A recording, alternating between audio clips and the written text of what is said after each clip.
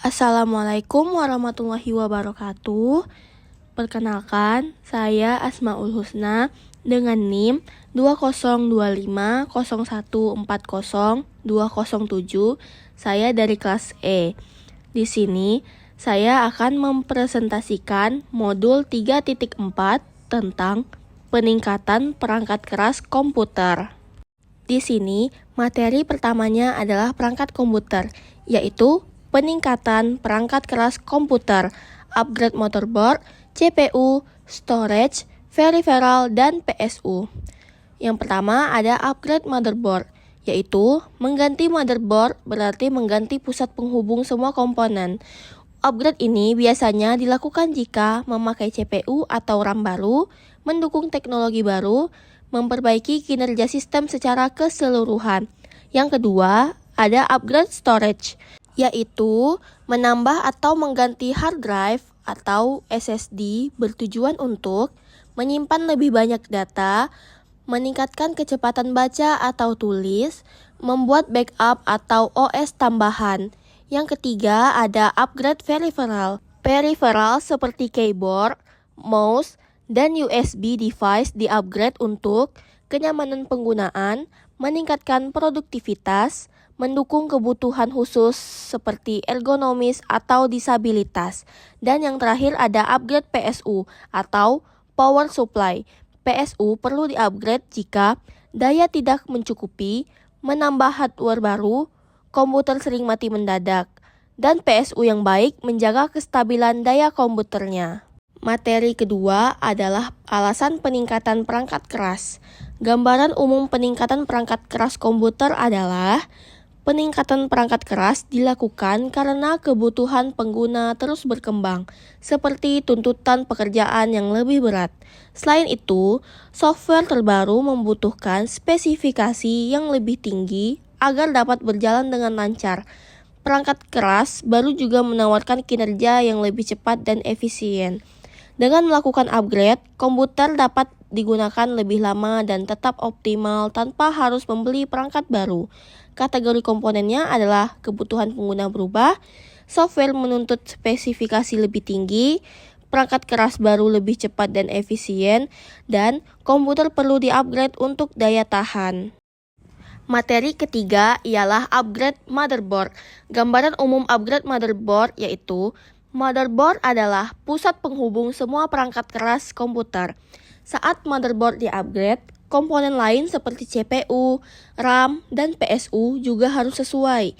Selain itu, ukuran motherboard harus cocok dengan casing, dan catu daya harus mampu menyuplai listrik yang cukup agar sistem dapat berjalan dengan stabil. Mengganti motherboard bukan sekedar mengganti papan utama, tetapi juga berdampak pada komponen lain seperti CPU, RAM, heatsink, bahkan power supply. Jadi, setiap upgrade motherboard harus diperhitungkan secara menyeluruh. Kategori komponen motherboard sama dengan pusat perangkat keras, berpengaruh ke CPU, RAM, dan PSU, harus cocok dengan casing, dan catu daya harus mendukung. Materi keempat ada persiapan upgrade motherboard. Gambaran umum persiapan upgrade motherboard adalah sebelum mengganti motherboard, CPU dan heatsink sebaiknya dilepas dan dipindahkan di luar casing agar proses pemasangan lebih mudah dan aman.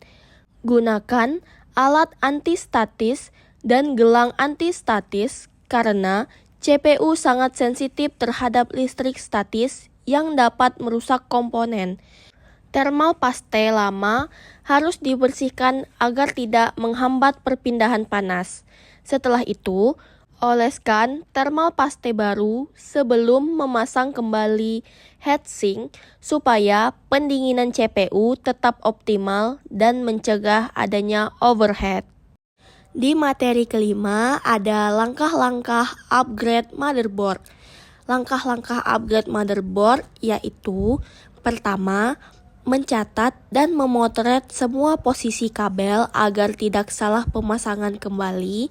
Yang kedua, lepaskan semua kabel yang terhubung ke motherboard dengan hati-hati.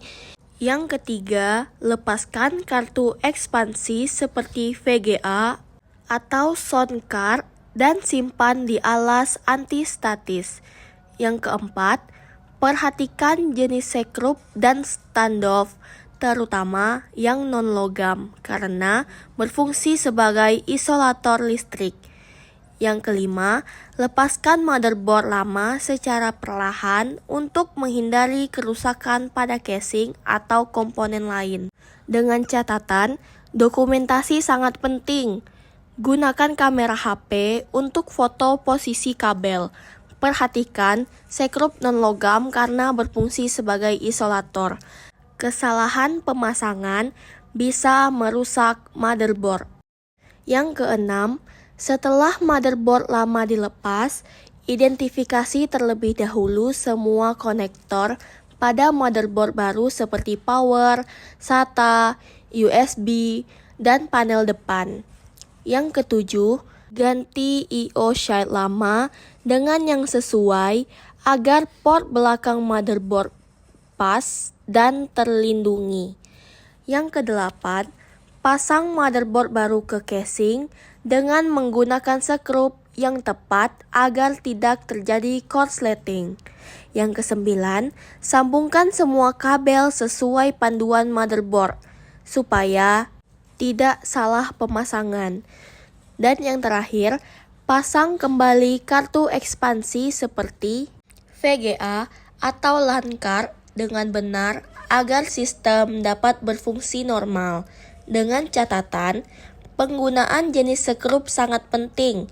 Sekrup yang salah bisa menyebabkan korsleting.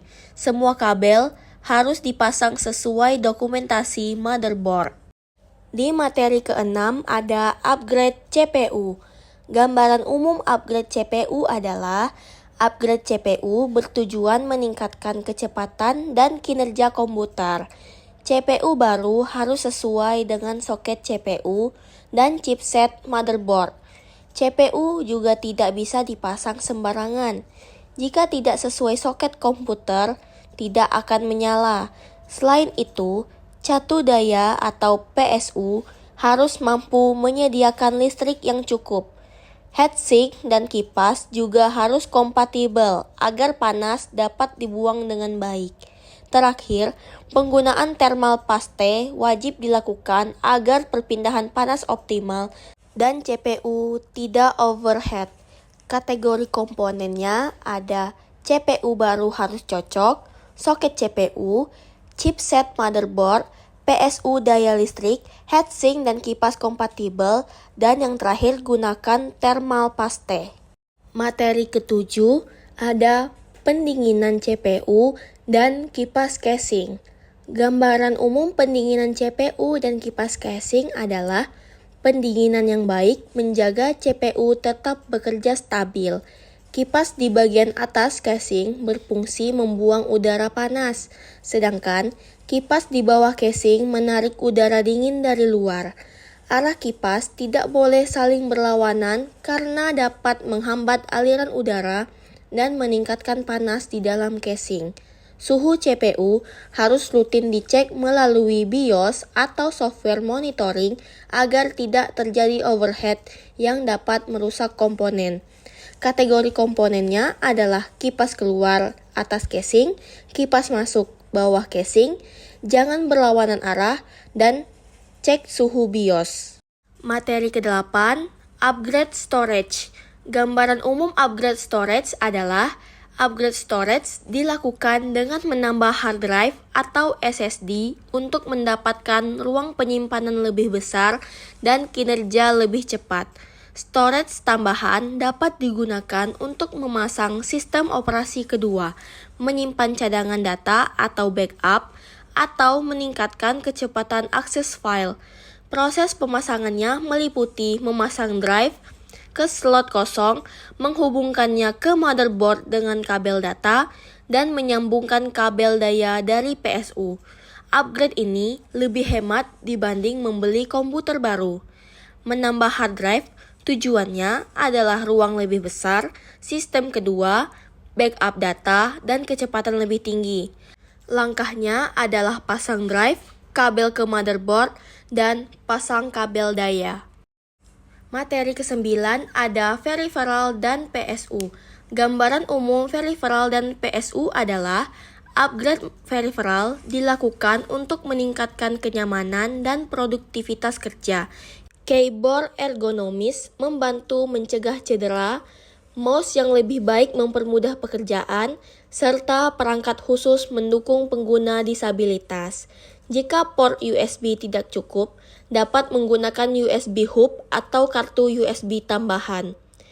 Dan upgrade PSU atau Power Supply Unit. Sangat penting karena PSU menyuplai listrik ke seluruh komputer. Daya PSU harus dihitung menggunakan kalkulator watt agar sesuai dengan beban sistem. Jika daya kurang, komputer bisa mati mendadak atau rusak.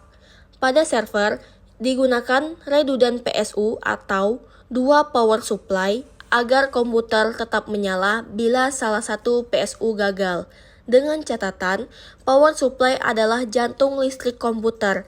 Jika daya kurang, komputer bisa mati tiba-tiba atau rusak. Server biasanya memakai dual PSU untuk keamanan. Dan materi terakhir ialah Lab Reset Hardware. Gambaran umum Lab Reset Hardware yaitu Lab Reset Hardware bertujuan melatih siswa menganalisis spesifikasi komputer berdasarkan kebutuhan pengguna. Fokusnya adalah menentukan komponen yang tepat agar komputer mampu menjalankan game berat dengan lancar.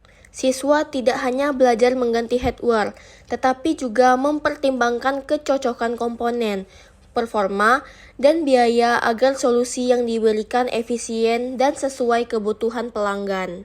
Sekian presentasi dari saya, mohon maaf jika ada kesalahan. Saya akhiri, wassalamualaikum warahmatullahi wabarakatuh.